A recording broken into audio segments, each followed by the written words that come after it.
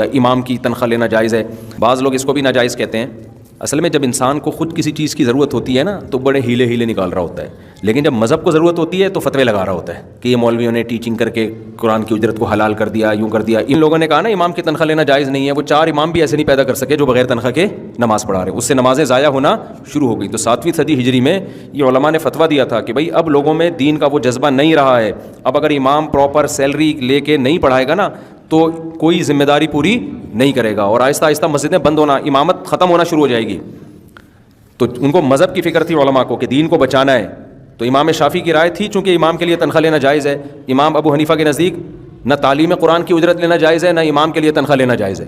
لیکن فقہ حنفی میں بھی فتویٰ پھر امام شافعی کے قول پہ دیا گیا کہ بھائی اسلام کو بچانے کے لیے امام شافعی کے قول کا سہارا لینا پڑے گا ورنہ اسلام ہی ختم ہو جائے گا. تو امام حنیفہ کا قول جس دور میں تھا اس دور میں لوگ میں دین کا جذبہ بہت زیادہ تھا. اب لوگ بڑی بڑی باتیں تو کرتے ہیں کہ نہیں جی وہ ہمیں دے دو نا امامت, ہم کریں گے, میں بغیر تنخواہ کے پڑھاؤں گا, میرا اپنا بزنس ہے. تو 4 دن پڑھائے گا, 5ویں دن مارکیٹ سے شارٹ ہو جائے گا.